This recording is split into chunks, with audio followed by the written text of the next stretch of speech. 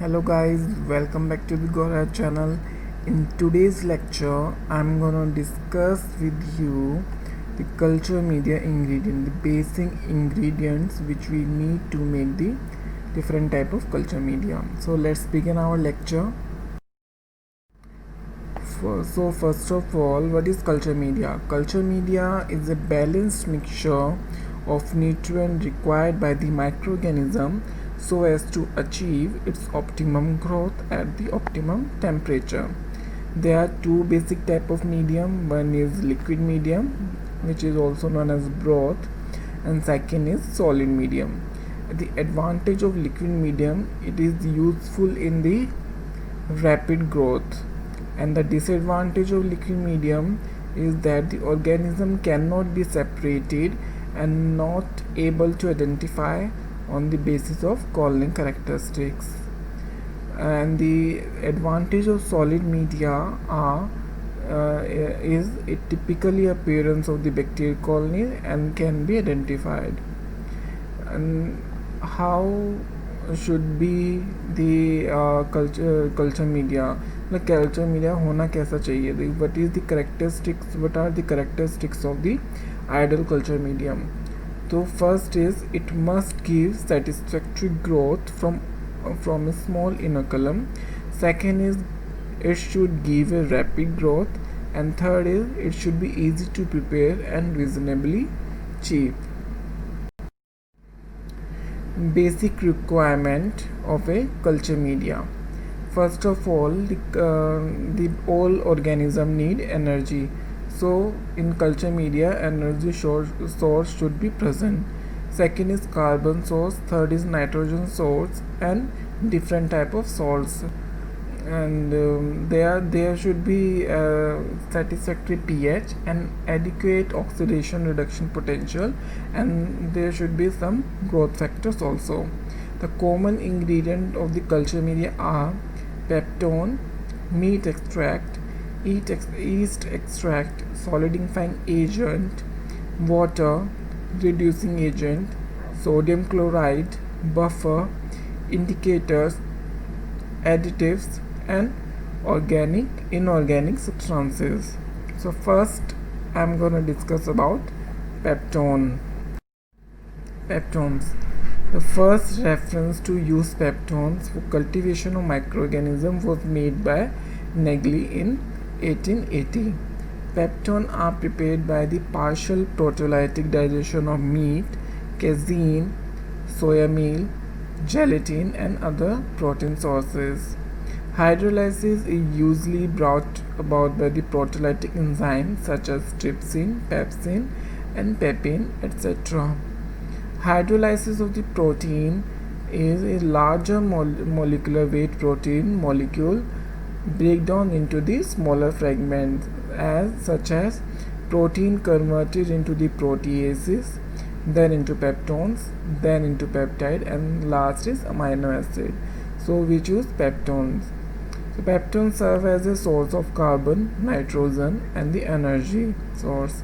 It also supplies phosphorus and sulfur as well. Second is meat or beef extract. It is an aqueous extract of lean beef. Loeffler in 1881 was first to introduce beef extract in nutrient medium and has been used ever since. It contains amino acid, peptides, nucleotides, organic acids, vitamins, and minerals. It also serves as a source of nitrogen and carbon. Most of the vitamin except thiamine are present in meat extract. It is added to medium so as to provide medium vitamins and growth factors. Third one is yeast extract. It is an aqueous extract of brewer's, which is also known as Saccharomyces cerevisiae. Yeast extract supplies amino acid, nucleotides, growth factors, and minerals which are necessary for the bacterial growth. It is an excellent source of vitamins, especially B group family. The water soluble vitamin like cyanocobalamin, and that is vitamin B12, riboflavin, that is B2, nicotinic acid, pyridoxine, that is vitamin B6, pantothenic acid, etc.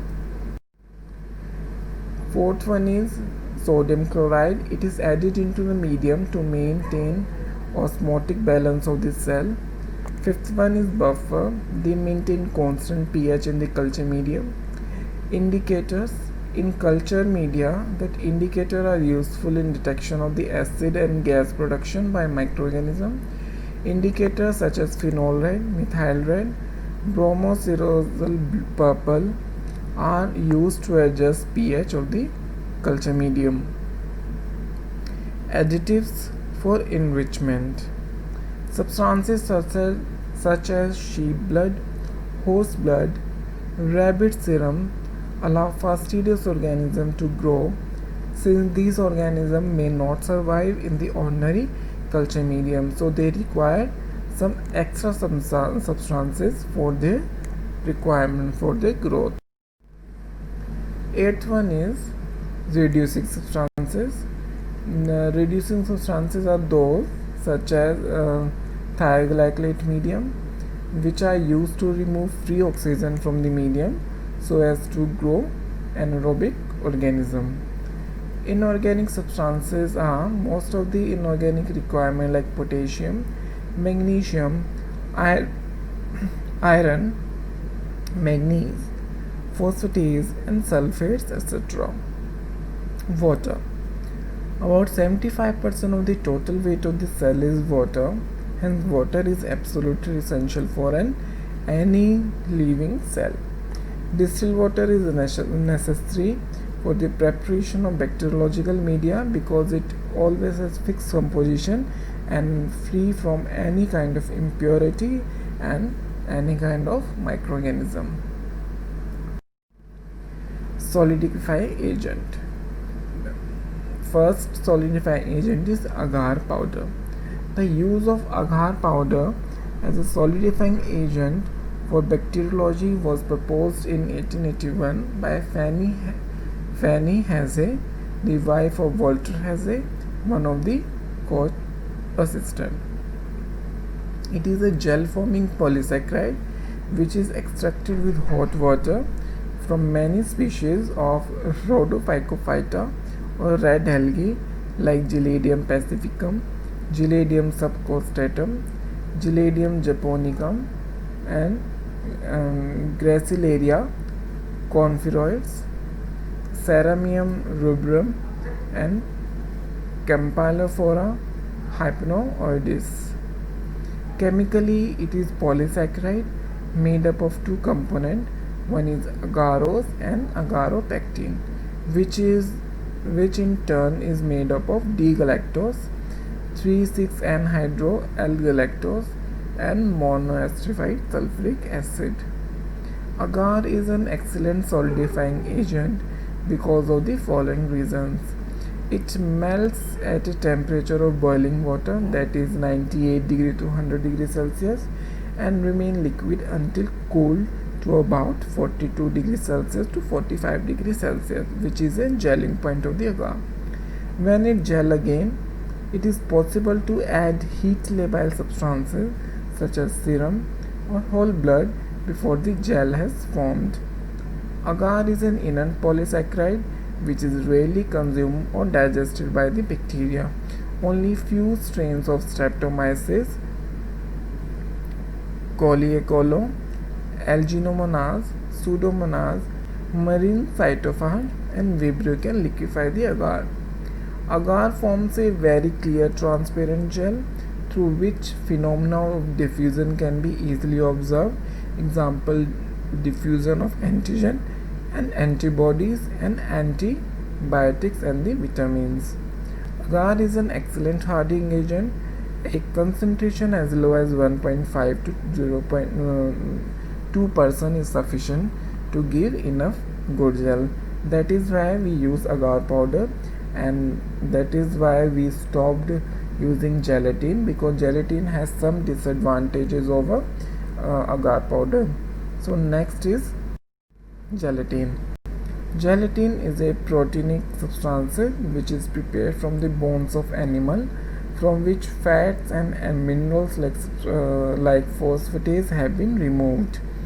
Gelatin is soluble in water at temperature above 40 degrees Celsius and form gel below 28 to 30 degrees Celsius. Gelatin finds limited use as solidifying agent because of certain disadvantages as compared to the agar powder.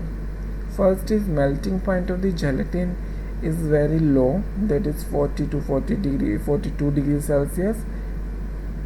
So media solidified with gelatin cannot be incubated at higher temperature. In certain tropical countries like India, gelatin will liquefy even at room temperature in summers. Being a protein, it is hydrolyzed by certain bacteria and they can liquefy it also. Last solidifying agent is silica gel. It is a gel of sodium silicate. It is a preferably solidifying agent for media used for isolation of a chemolithotropes which are inhibited by agar-agar powder. B. Marine bacteria which digest agar-agar powder. In these cases, we use sodium silicate gel. Thank you for watching my video, and please do subscribe my channel and watch my other videos. Thank you.